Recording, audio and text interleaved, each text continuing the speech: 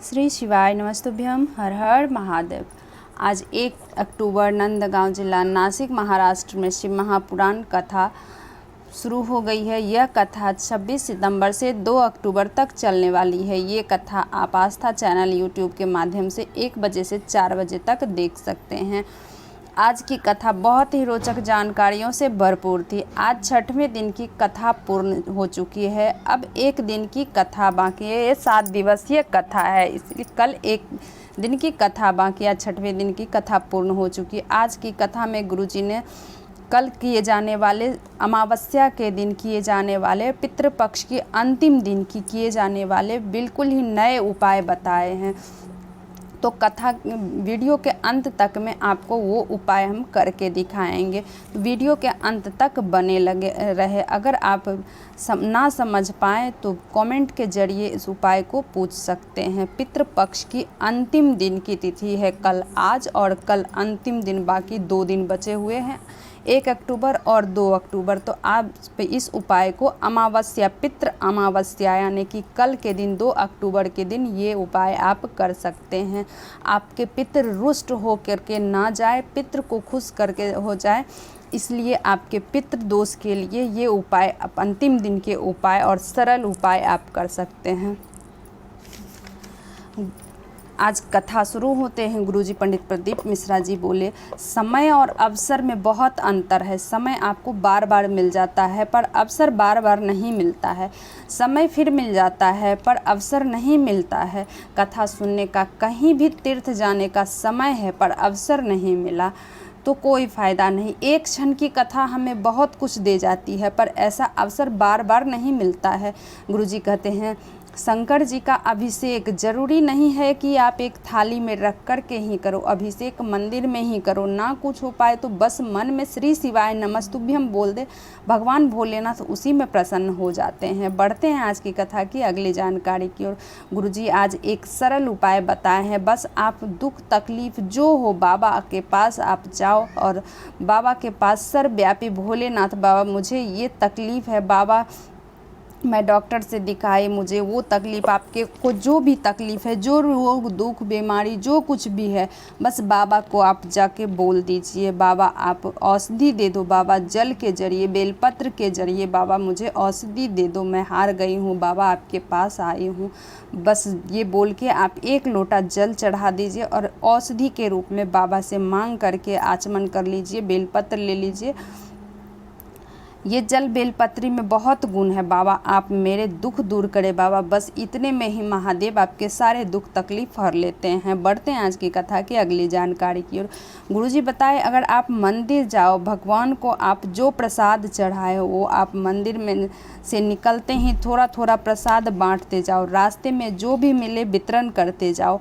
घर हमारे सनातन धर्म का यही नियम है कि हमारे सनातन धर्म में ये नियम क्यों है, बस भगवान आप जिसको भी प्रसाद दे रहे हो भगवान उसी रूप में वो प्रसाद पा लेते हैं। बढ़ते हैं आज की कथा की अगली जानकारी की ओर।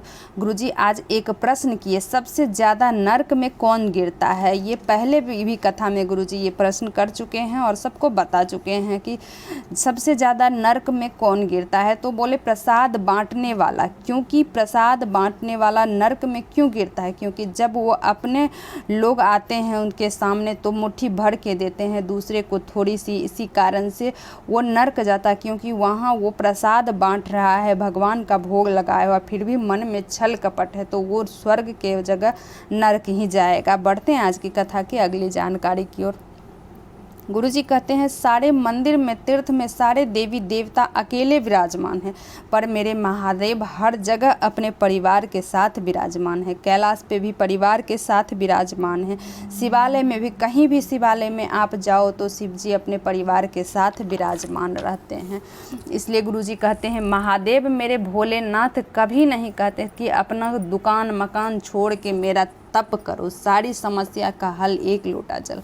बढ़ते हैं आज की कथा की अगली जानकारी को। एक माताजी गुरुजी से पूछी, मेरी सास का बरसी था, उस दिन मैं बाहर थी, मैं कुछ नहीं कर पाई गुरुजी, मुझे पितृ दोष लग जाएगा, गुरुजी क्या करें। मैं मेरी सास को ना खाना दे पाई, ना ब्राह्मण को भोजन करा पाई, ना दक्षिणा दे पाई, अब क्या करें। पितरों के स्वामी आर्यमा स्वामी कहते हैं, हे महादेव, हे त्रिकालदर्शी, 16 दिन श्राद्ध पक्ष में सारे पितृ लोग खाली हो जाते हैं। सारे पितृ जितने लोग मरे हुए हैं वो 16 दिन श्राद्ध पक्ष में नीचे आ जाते हैं और अपने अपने दरवाजे पर खड़ी हो जाते हैं।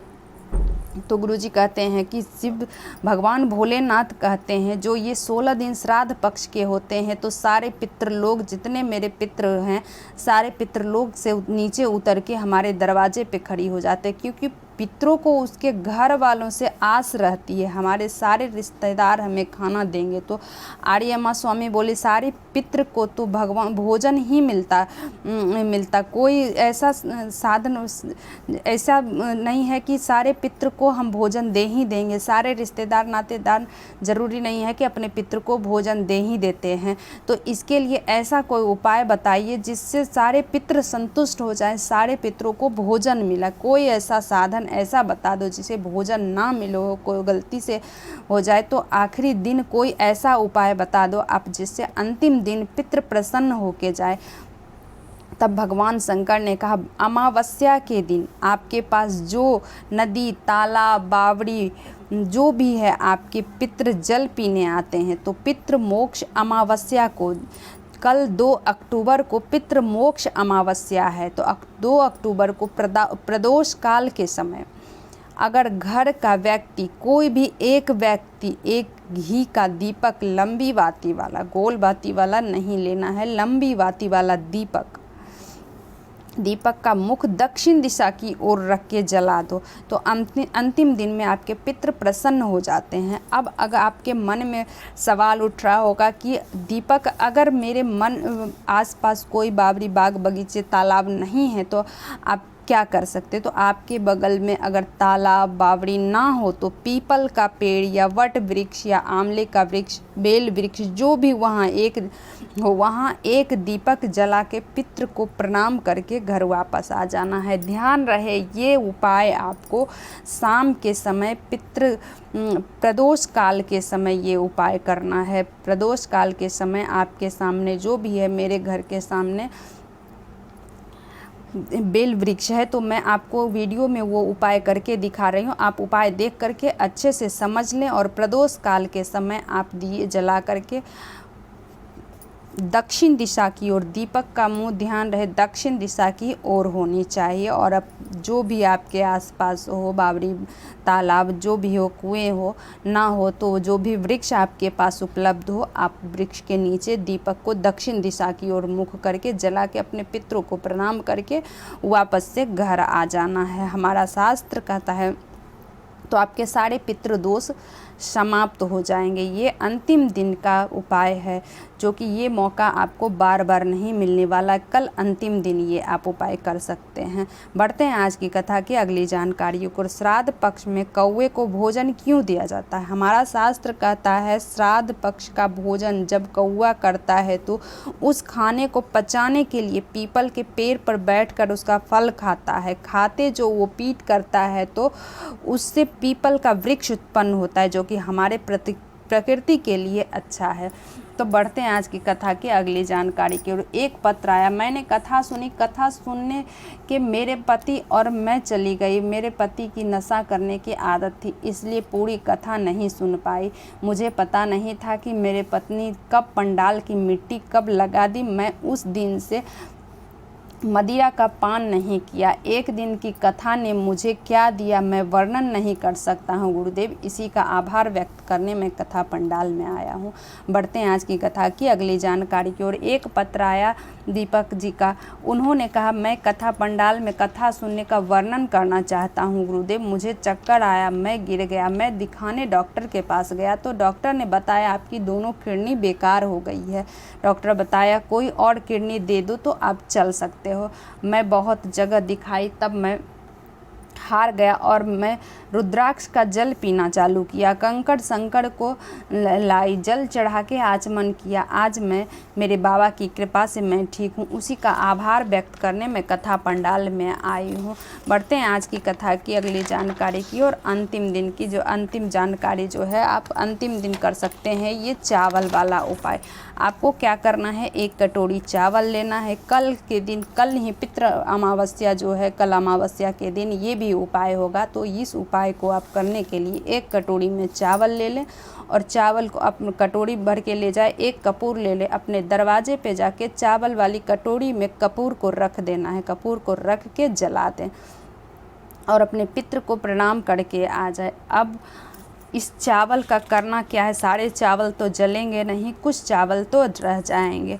तो इस चावल को आपको करना क्या है कि बचे हुए चावल को आप जहाँ भी पक्षी हो, कौवा हो, जो भी पक्षी आपको हो, आपको इस चावल को पक्षी को डाल देना है। आपके पितृ दोष खत्म हो जाएंगे। मेरे इस उपाय को देख करके आप समझ सके, उम्मीद है कि आप समझ गए होंगे। अगर ना समझे तो कमेंट बॉक्स के जरिए आप पूछ सकते हैं। श्री शिवाय नमस्तुभ्यम। हर हर महादेव। मेरे चैनल पर नए हो तो सब्सक्राइब कर